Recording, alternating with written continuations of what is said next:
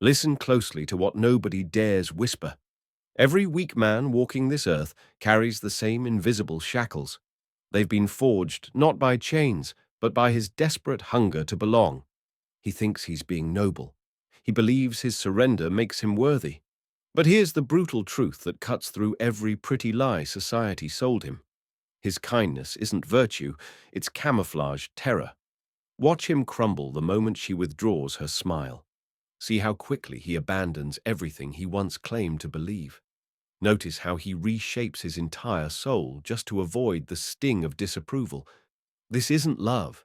This is survival dressed up as devotion. The average man doesn't enter relationships. He enters negotiations. Every conversation becomes a transaction. Every boundary becomes negotiable. Every principle becomes optional. And then she meets him, the one who doesn't flinch when storms come, the man whose inner compass never wavers, regardless of how fierce the external winds blow. This terrifies her, not because he's dangerous, but because he's immune to her emotional currency. She's spent years perfecting the art of control through withdrawal, mastering the science of manipulation through mood, building empires on the foundation of masculine insecurity. But suddenly, none of her weapons work. The silence that once shattered men only reveals his strength. The anger that once bent others only highlights his stability. The tests that once broke the weak only prove his unbreakable nature. For the first time in her life, she encounters someone who sees her games and simply refuses to play. Here's what breaks her programming completely. He doesn't need her validation to feel real. While other men orbit around her moods like planets desperate for sunlight, he remains fixed in his own gravitational center. She throws everything in her arsenal at him. The cold shoulder that once made grown men beg. The emotional theatrics that once rewrote masculine boundaries. The withdrawal of affection that once brought kings to their knees. Nothing. He simply observes, unmoved, unbroken, unbothered. And in that stillness, something ancient awakens in her, a primal recognition that she's standing before a man who cannot be programmed. This is the philosophical earthquake Nietzsche warned us about, the collision between someone who trades their soul for comfort and someone who guards their essence like sacred ground. Most men she's encountered are merchants of themselves. They sell their opinions for her approval. They auction their time for her attention. They liquidate their dreams for her temporary warmth. But this man, he's not for sale. His principles aren't inventory to be bargained with. His boundaries aren't suggestions open to negotiation. His respect isn't a participation trophy handed out for existing. She realizes, often without words, that she's no longer the center of anyone's universe. His mission is, his purpose is, his truth is. And if she cannot align with that sacred trinity, she will be left behind, not with cruelty, but with the precision of natural law. The moment she understands this, everything changes. Suddenly, she's not the gravity in the room. She's not the prize to be won. She's not the puppet master pulling invisible strings of guilt and desire. She's simply one soul standing before another, and her tricks don't work here. This man has walked through fire and emerged as steel. He's been abandoned and discovered that solitude builds character, not breaks it. He's been unloved and found that his reflection in the mirror doesn't depend on external validation. Pain became his teacher, not his destroyer. Rejection became his sculptor, not his executioner. Loneliness became his forge, not his prison. He learned the most dangerous lesson a man can learn, that he can survive without anyone's permission to exist. Now watch what happens to her carefully constructed world. Every manipulation tactic she learned crumbles against his indifference. Every emotional button she's used to press returns no signal. Every script she's rehearsed falls flat in his presence. Because this man operates from a different paradigm entirely. He doesn't chase what moves away from him.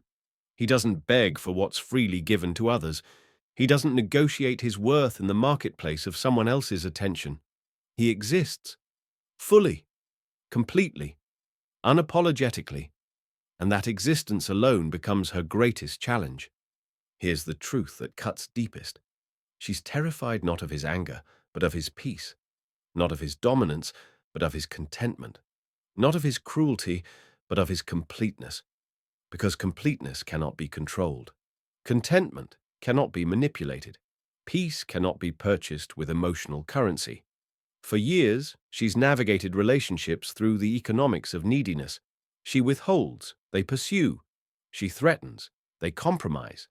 She disappears, they panic. But this man has exited that economy entirely. He operates from abundance, not scarcity, from choice, not desperation, from strength, not weakness. When she withdraws, he doesn't chase. He uses the space for his own growth. When she creates drama, he doesn't engage. He protects his energy for what matters. When she tests his boundaries, he doesn't bend. He clarifies his standards. This is what Nietzsche meant when he wrote about the higher man's fearlessness in facing the abyss. This man has stared into the void of abandonment and didn't beg for rescue. He's been met with silence and didn't collapse into desperation. He's been unloved and didn't lose his sense of self, because he was forged by loss, not destroyed by it. Now comes the moment of truth for her. She must confront an unbearable question. What do I offer a man who cannot be seduced by my brokenness? All her life, she's been worshipped for her beauty without matching behavior. Men have chased her without her earning their pursuit. She's been given crowns before speaking a single word of substance. But this man evaluates character, not just appearance.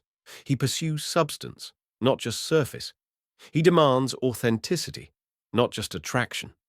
She expected to be the gravity in this relationship, but discovers he orbits nothing except his own truth.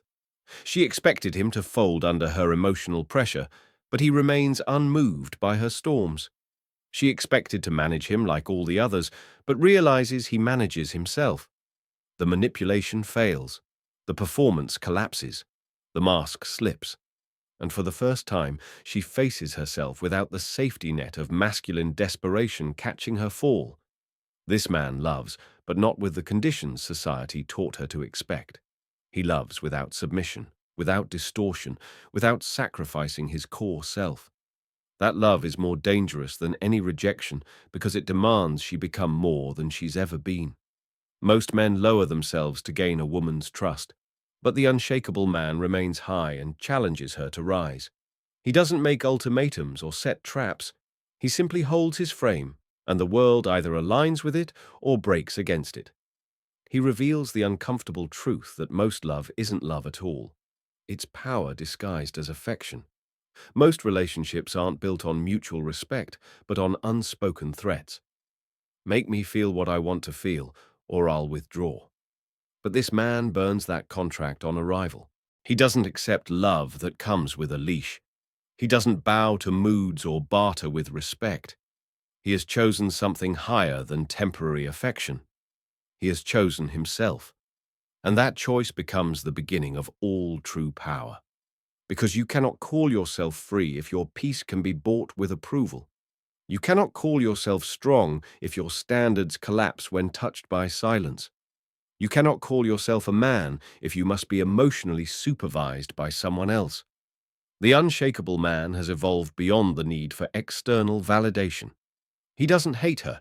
He has simply transcended her control mechanisms. Now she stands at a crossroads with two choices: rise to match his standard without games, or retreat to find easier targets. Most retreat because truth is expensive and transformation requires courage. But for those rare few who choose to rise, they discover what it means to stand beside a man who doesn't bend, doesn't break, and doesn't compromise his soul for temporary comfort. This is the earthquake. This is the awakening.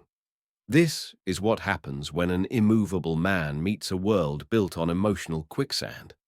The question isn't whether he'll change for her. The question is whether she'll transform for truth.